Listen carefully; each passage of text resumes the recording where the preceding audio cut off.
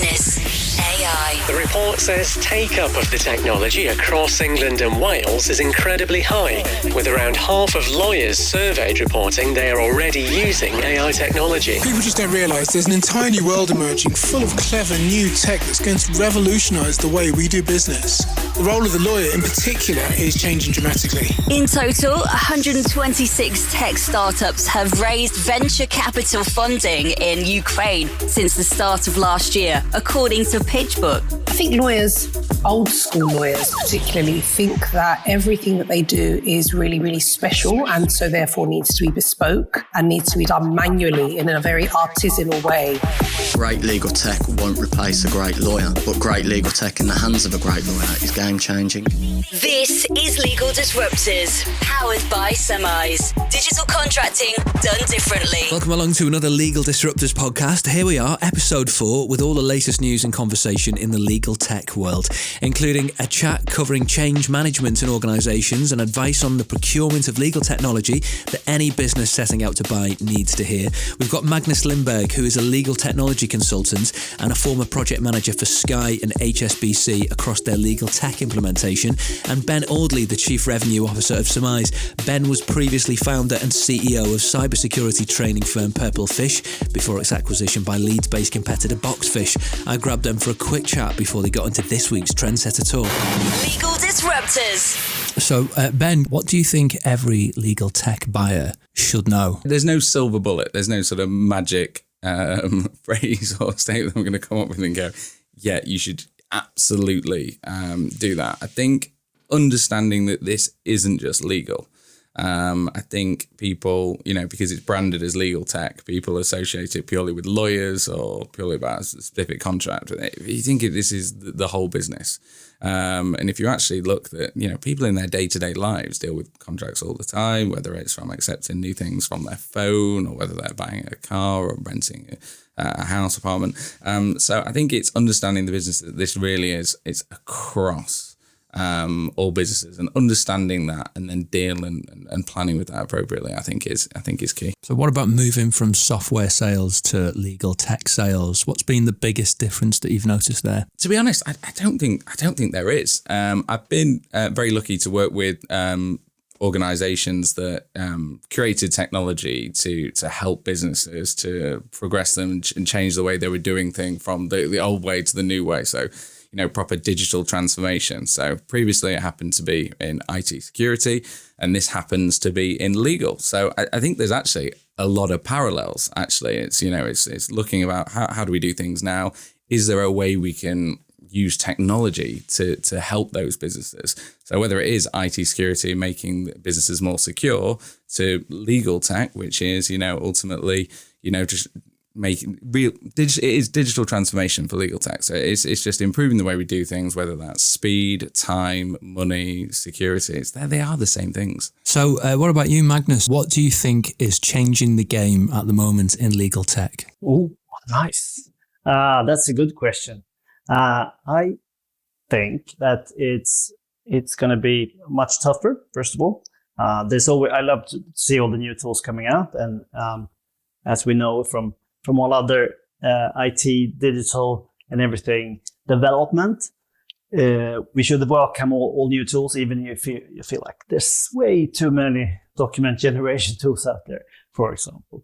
But I think the tools that can actually, as I said, with the onboarding, actually get people to use it immediately, they're going to be further. They're gonna succeed, and they have some success with that. And when they can link it to the other systems, as we said, it's not just about legal. If it's in Teams, maybe not the most high tech innovative thing, but Teams. If you're working with Teams, then your tool should connect to it, right? And the people who can integrate, be multiple platforms. Because as you know, if you're on Teams, maybe your counterparty is on Google. So the interoperability is just very crucial, I think. We can always discuss Microsoft Word. How is that the best way to process text? Well, it's what most people or most companies use, at least at the moment.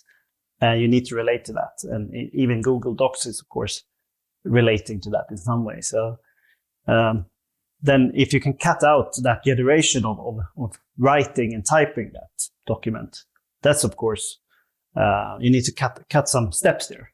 But you still need to relate to those big formats that we use as Word, PDF, and all of that. Ben, I thought I'd ask you that as well. What do you think is changing the game in legal tech at the moment? Another good question. We should have had you on the whole time, shouldn't we? We've touched on it a little bit. I think that the integration side is the game changer because I think if you can really, people don't want to completely stop what they're doing. People don't want to particularly learn new things. Most people are lazy. They want their life to be made easier. And learning a completely whole new thing and everything changing is not what most people want. They just want that to save time, and businesses want to save money and make themselves more efficient. So I think that integrations bit is the game changing bit, and that's the important thing. And when I buy tools myself, it's focusing on how can I do what I do better, and I think that's, for businesses looking at it, I think that's the game changing bit, and the people that do that very well are probably going to be the most successful. This is Legal Disruptors, powered by Summize. Seamlessly integrating with your other favorite cloud solutions like Microsoft Teams, SharePoint, and Slack to provide digital contracting software the whole business will love. Ben Audley chatting with Magnus Lindberg on the Trendsetter Talk coming in the next 10 minutes. But now, as we head into legal tech conference season around the world, Paris has news from May 17th Tech Play Day event in London. Legal Disruptors. The Tech Play Day powered by Summize was supposed to break the molds in legal tech conferences and give people the chance to connect in person again across the industry. Attendees and speakers from Deloitte, DAC Beechcroft, Pets at Home and Which gathered in London on the 17th of May. Here's the Summize CEO, Tom Dunlop, who we caught on the way in. Tech Play Day really wanted to put the fun back into tech. So we've been to a number of events. We realised that having stalls and people basically being heckled the entire time probably isn't a great experience for the attendees. It's really about having fun, allowing people to actually play with the tech. But like the US tech events we've been hearing from over the last few episodes, the real story here is how the attendees found the event. So we grabbed a few people to ask them how they found it. It's been great to be here at Summize Tech Play Day.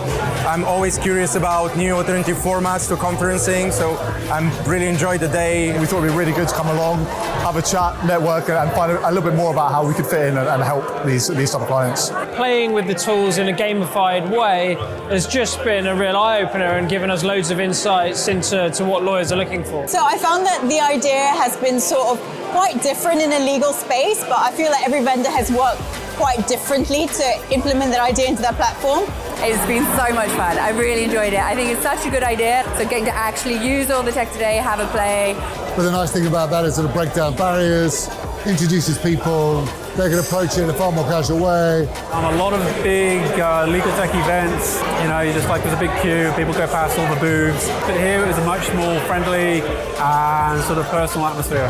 And it's also just been really nice to come back together as a community, to be honest. There's some people here today that I haven't seen in 2 or 3 years, and it's just been nice to reconnect. The chance to network, try out the latest tech, hear keynote speakers and grab a few drinks on a day away from the office seemed to be a welcome addition back to the scene. Legal, tech, business, AI. This is Legal Disruptors News. This week, in a new Bloomberg Law survey, nearly 9 out of 10 attorneys have reported that legal technology improves the service they provide to clients and is crucial to meeting client demands. However, the survey also identified several barriers to unlocking the full potential of legal technology, likely due to a lack of tech proficiency among the lawyers themselves. The 2022 Bloomberg Law Legal Operations and Technology Survey asked 190 law firm and in-house attorneys about the use and implementation of legal technology at their organisations. The barriers barriers they face when using the technology and the improvements that they feel are needed. Many respondents indicated a lack of tech savvy and familiarity with the technology tools used at their organisations, and if left unaddressed, this skills gap is only going to worsen as legal tech advances, ultimately hindering lawyers' ability to keep up with innovation in the legal profession. Legal Disruptors. A national civil rights group to advance justice and equity for black people in Britain has been created by some of the UK's most influential black figures with help from some of the country's biggest law firms, including Allen & Overy, Ashurst, Clifford Chance, Freshfields, Herbert Smith Freehills and Slaughter & May. The first of its kind, the Black Equity Organisation, BEO, aims to dismantle systemic racism nearly 2 years after George Floyd was choked to death by a US police officer in 2020. The killing spurred large protests around the world, including in the UK, with a statue of the slave trader Edward Colston was toppled into Bristol Harbour. Brothers, sisters and friends, the time has come. The time has come. The time has come. To build on protest and make lasting progress. Equality and justice are what we have our sights on. We have our sights on. What we have our sights on. We've succeeded, regardless, and now is the time. Introducing the Black Equity Organisation. The BEO is founded by some of the UK's most influential black leaders from the worlds of business, law, arts and social justice. Dame Vivian Hunt, the chairwoman of the trustees, said the organisation would offer an access to justice hotline in its first year, giving legal advice and support on civil rights. A source at one of the law firms involved has told Legal Disruptors the talk internally was that a key pillar of their work will be civil and criminal justice reform and legal rights. Legal Disruptors. In other news, hundreds of law students at Manchester Metropolitan University have begun studying a digital skills course that's the first to be made a core requirement in an undergraduate law degree. Dr. Chris McLeod, the law school's strategic lead for education, said the course was designed to mainstream legal tech in the first partnership between the US training firm Procurement and a UK law school. She said it combined practical skills training with a more theoretical approach to explain and evaluate the size and scope of legal tech, which often came as a surprise to students. Legal Disruptors. And the science magazine Nature has published a report into how AI is breaking patent law around the world. The patent system assumes that inventors are human. Inventions devised by machines require their own intellectual property law and an international treaty. Courts around the world are wrestling with this problem right now, as patent applications naming an AI system as the inventor have been lodged in more than 100 countries. Several groups are conducting public consultations on AI and intellectual property law, including in the United States, United Kingdom and the European Union. If courts and governments decide that AI-made inventions cannot be patented, the implications could be huge. Funders and businesses would be less incentivized to pursue useful research using AI inventors when a return on their investment could be limited. You're listening to Legal Disruptors, powered by Summize, with the must-listen-to people at the cutting edge of legal, tech, business and AI. This is the Trendsetter Talk on Legal Disruptors. And on this episode, Ben Audley from Summize talks with Magnus Lindberg, a legal tech consultant, currently with JOHOC, but who has previously overseen legal tech implementation at Sky and HSBC. Ben was previously the founder and CEO of cybersecurity training firm Purple Fish, before joining the legal tech startup Summize as CRO last year. Legal Disruptors. How did you get involved? How did you become a consultant in the legal tech industry? Well, actually, I ended up running an in-house team in a Swedish-based company where I just started a project that needed help with the restructuring of their master agreement. I ended up running the in-house team accidentally. I haven't really studied law, so I'm not a lawyer, but I was buying a lot of legal services, negotiating contracts, and all that. Realizing that the classic play of an in-house team to be the bottleneck, so started automating contracts. And this is about 10 years ago. So and after that role, that was Contract Express, early days, or quite early days at least. They were one of the few then, I guess. And now, moving forward, 6 years ago, I started consultancy. I've been doing a lot of different projects in small and large companies, and been just implementing a lot of legal tech tools. I've been seeing I've been testing more legal tech tools and just seen tremendous amount of demos. So it's an interesting space. Given your background wasn't originally from legal tech, what is it that excites you about the industry? I mean, it's one of the things is that some other industries are doing some things, and why can't legal do it? As it's another back office function in a way, depending on how you see it.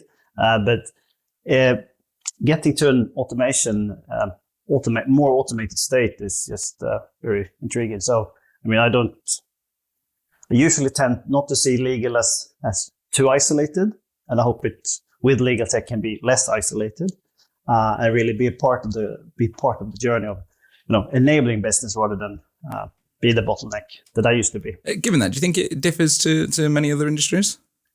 I mean, I think we're all human, and we all end up in our different ways of working. It's easy to do the same thing you always done. It's and the same thing that the industry or the profession has done it. I would say that some HR is probably doing similar things. HR people do similar things, and it's easy to end up in doing the same thing as you always done. But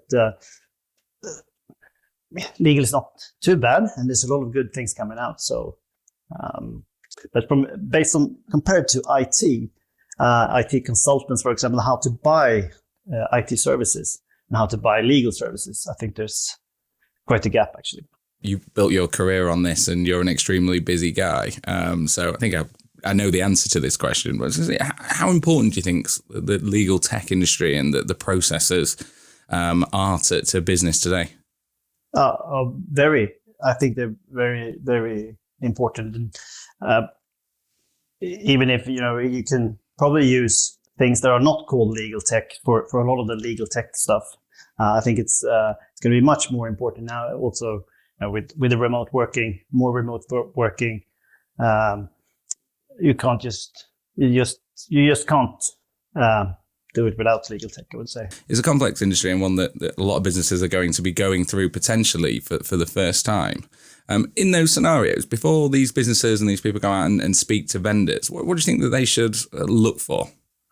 The classic look within yourself kind of thing. Very philosophical, of course, but seriously, looking at what you actually are doing.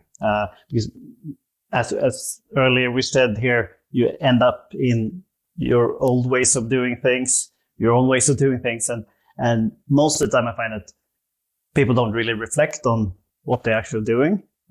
They're not really spending time on reflecting on what could I do better, or what should I do better with the tools I have. So obviously for all legal tech vendors, there is a chance that some companies don't need you, unfortunately, if they use the tools they have already. But if you come with a good solution, there's always that value. But yeah, start to look at your own processes. It's the classical, not trying to be too much a consultancy guy, but really doing that. What are we doing today as is situation kind of analysis. And then start looking at, okay, so what tech covers this we need to solve? Yeah, so it's understanding what you want, I presume, from a vendor. And I think, what you're saying is what your current situation is. Yeah. I mean, it's I find it way too many times that, you get some contacts with some interesting companies, and there are tremendous tools, of course. But then it just happens to be something, let's try that. Let's do a trial and then see. And then you push it into your process rather than because it just happened to be that tool and you haven't really compared. And I've seen that quite a few times, that companies are buying something which is great, most likely, but they are not fit for maybe not fit for what they're actually doing right now. So is there a golden rule on how many people should look for example? How many companies? So how many vendors? Yeah, how many vendors? If I was going out buying legal tech today and I thought, right, let's do a project, what would you recommend in terms of the numbers, in terms of looking for them? I mean, it's like a classical RFI RFP, but you don't need to do that formal RFI RFP process. but at least have a look at it within your space. I would, now I know the industry quite well, so I would have a look at like 10 different things, not contacting all of them, but picking 4 of them to actually have a discussion with, 4 that could be a fit for your process. And I find that when I help companies to buy legal tech, even if the 4 quite similar tools, or they're at least trying to achieve the same thing, they are actually affecting the process a bit different. So it's still, they could fit the company's process and or the process they want to have, but some of them might not. So, but for companies, that's my golden rule. Do you recommend an RFP for these types of things? I think everyone's been involved in sort of either painfully having to write RFPs or having to respond to them from the vendor side. Do you think that they are a useful tool when buying legal tech? I think it's useful to the sense that, as you need to write down what you're actually looking for. So that sort of the requirements you actually, what you're trying to achieve, the exercise of actually writing it down, that's a valuable one. If you call it RFI, RFP, in that way, I'm not sure you need that, but a 1-pager at least, you don't need to go 100 pages of all the tech things, right? Security pieces can of course needs to cover everything within security, data, all of that. But like a 1-pager of functional requirements, brilliant start. And some larger companies, of course, need to do something for their procurement processes, that could be it. But write it down to see it on just before, black and white, to see that this is what we need or think we need. The challenge often with RFPs is you don't know what you don't know. So you're writing requirements without understanding even potentially what is possible, particularly in an industry like this, which is growing and changing so fast. Yeah, and that's why people talk to people like me, I guess. Companies talk to people like me, so maybe can give a wider picture to start with. Because contract review, document generation, there's a lot of tools out there, and some companies don't know what is possible. So yeah. How would you help them then? If I came to you and said, right, we're going to do this project, I think I know what I want. I can certainly say what we do now. How would you help them? Usually there's, as you probably meet people in different companies too, like there's some people in that company that knows something about legal tech. There are maybe one or more people who are interested, who have, maybe at least done some document automation or something. But then if it's a law firm, maybe not all partners are on board. If it's a company, maybe not. Maybe some people in legal are on board, maybe not all. And then we have all the other people who should be involved. So what I'm trying to do when time admits is to bring more people in for getting everybody on board. Inspirational workshop, so people can at least be on the same page or close to, at least, by having the same information. This is what's possible, and what are we doing here? Kind of thing. Why are we investing in software for review, for example?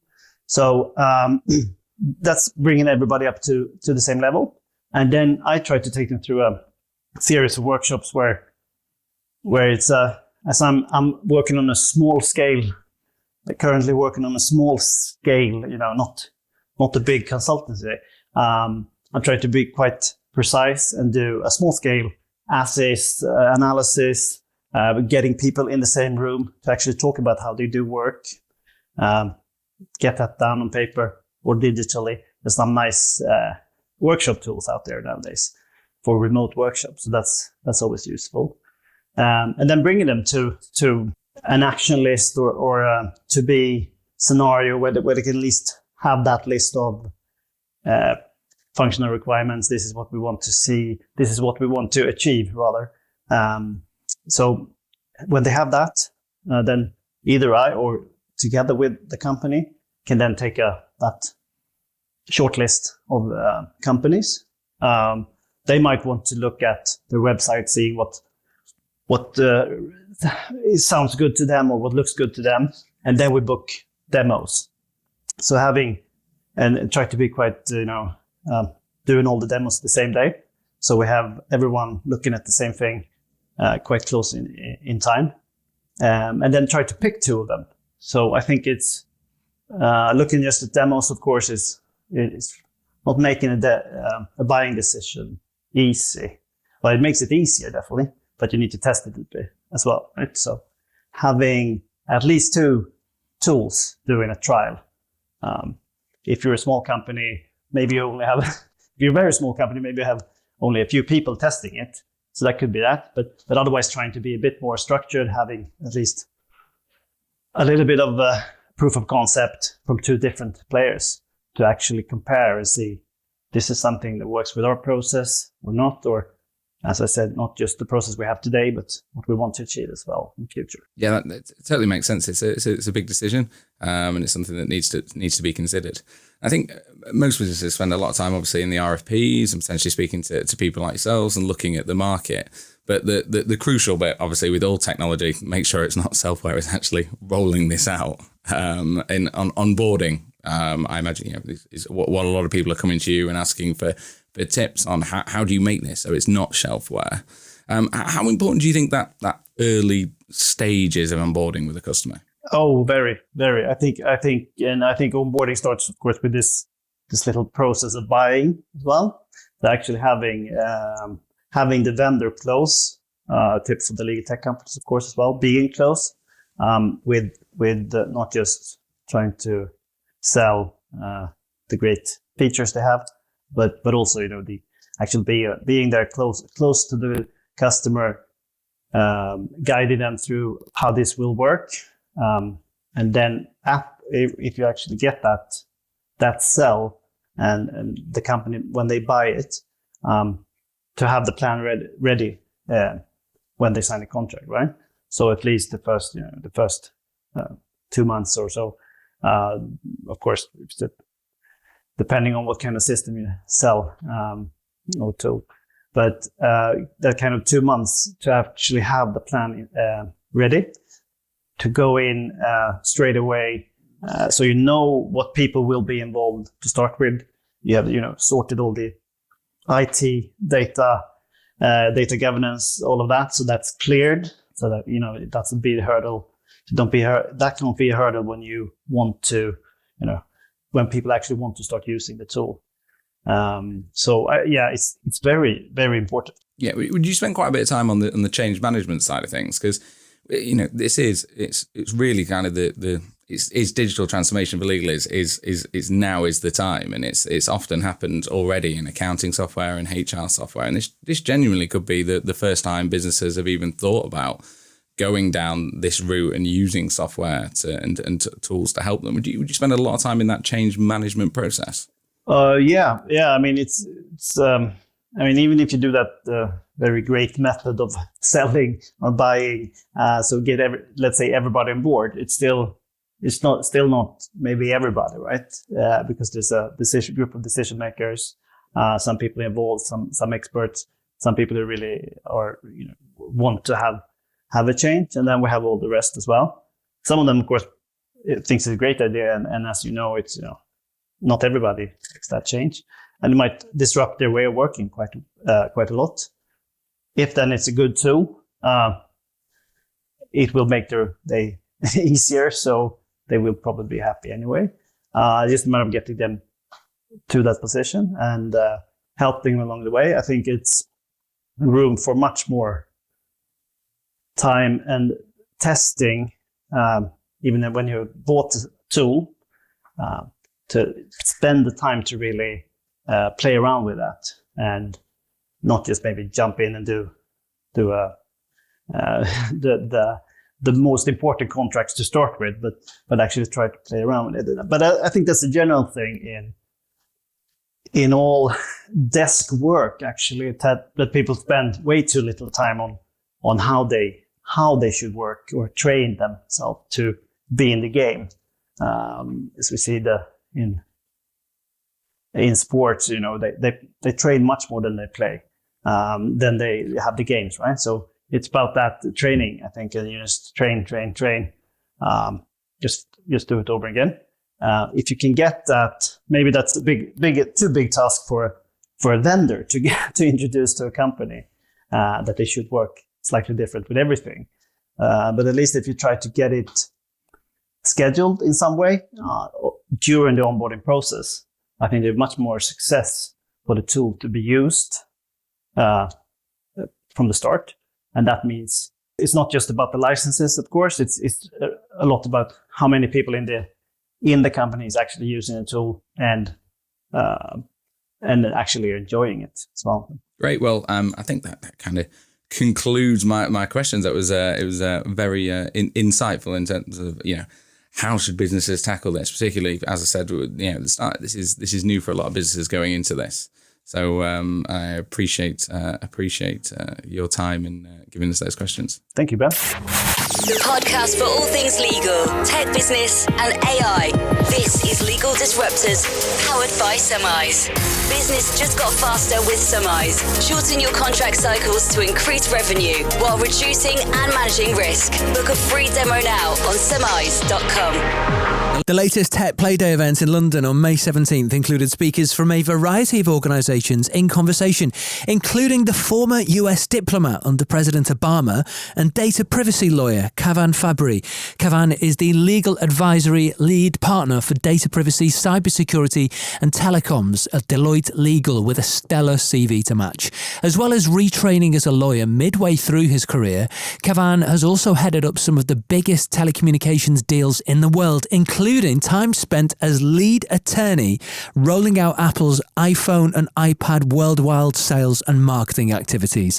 Here he is talking about legal tech to a packed auditorium at Tech Playday. Majority of teachers in law school have never had to deal with this type of change. So they are teaching what they learned, which is you master the law. Mastering the law and being an expert at the law is today the cost of entry. It doesn't differentiate yourself.